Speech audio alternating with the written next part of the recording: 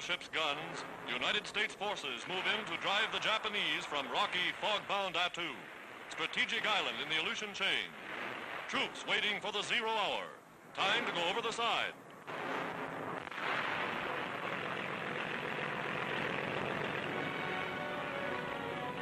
Invasion boats, filled with men and guns, determined to wrest the island from the enemy. For Attu lies but 750 miles from the great Japanese naval base at Paramushiri.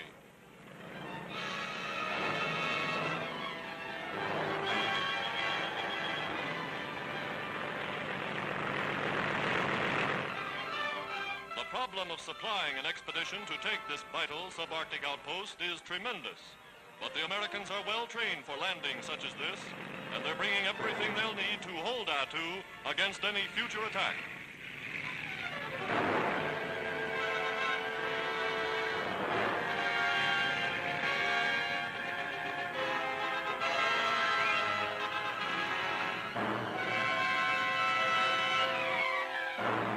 Wrecked Jap planes litter the beach as American aircraft keep constant patrol.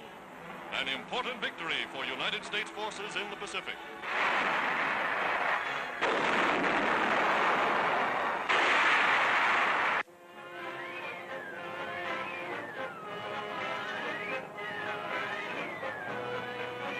An Allied convoy plowing through the stormy, wind-swept North Atlantic. A rough passage that has Liberty ships and patrol boats wallowing in the heavy sea.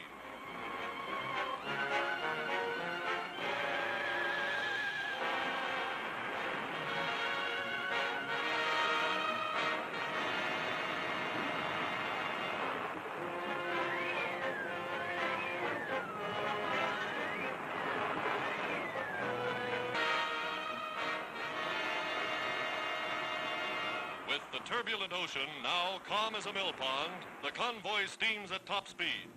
For despite Hitler's threats of submarine attack, the convoys are going through.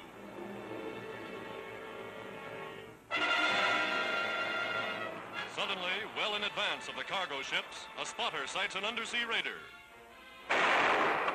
Depth charges fly out over the ocean.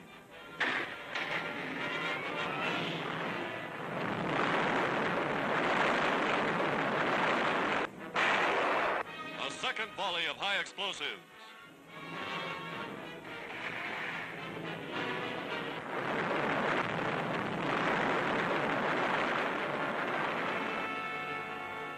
And there's the Nazi submarine, forced to the surface. Shattered by depth bombs, the stricken raider is abandoned. One of dozens that are meeting the same fate. The Allies are sinking them faster than the Nazis can build them.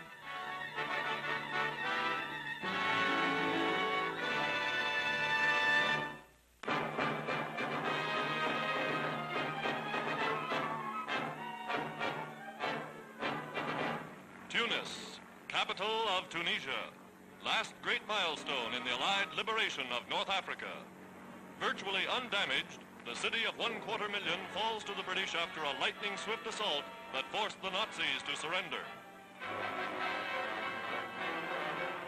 Hastily prepared defenses, such as trenches cut in this Tunis park, were never used. Advance units of the British enter the city. The 3-year struggle for the African continent is over.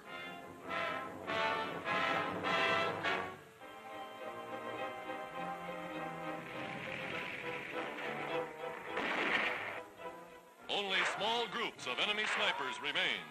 Nest after nest is wiped out or forced to surrender.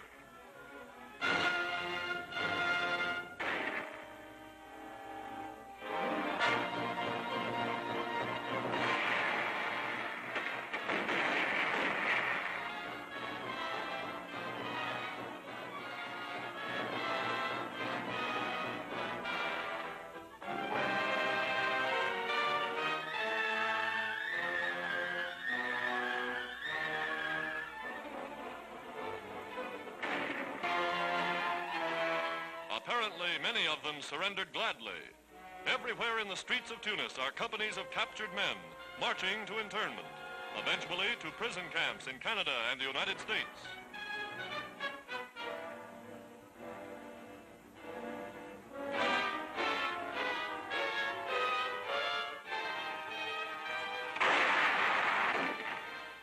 enemy stronghold is a half-finished block of apartments. But here, as elsewhere, the Nazis find further resistance futile.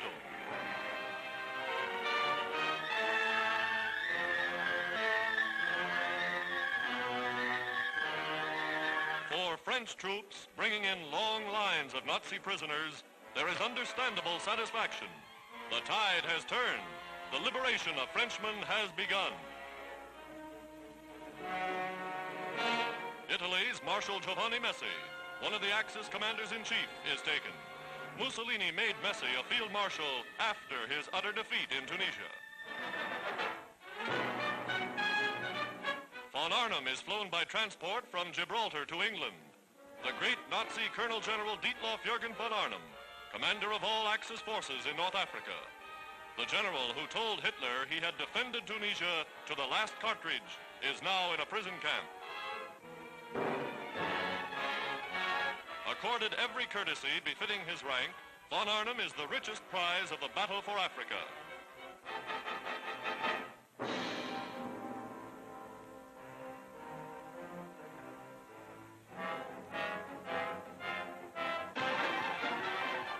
Triumphal entry of the United Nations forces into Tunis. Men of the gallant British 1st and 8th Armies are welcomed with open arms.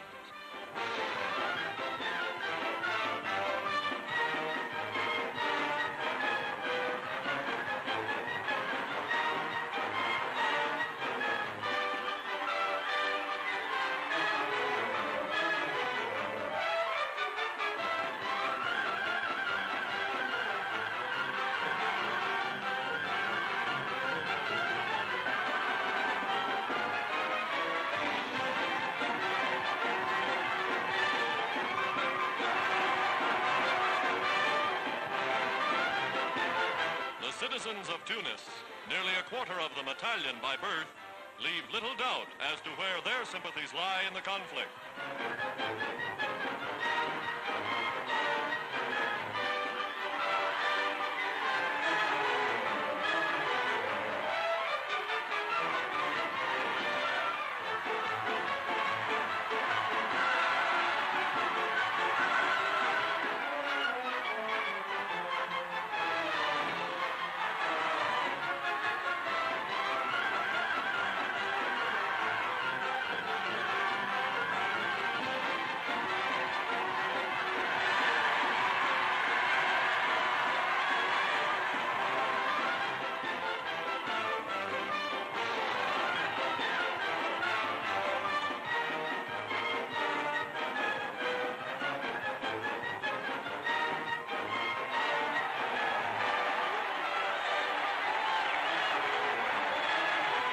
Stars and Stripes, the Cross of Lorraine, and the Union Jack replaced the swastika over Tunis.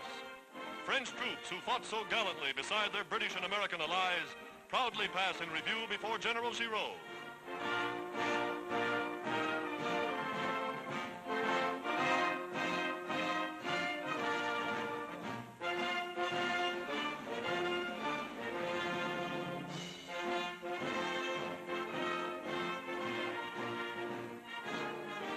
France, this is a day that will go down in history.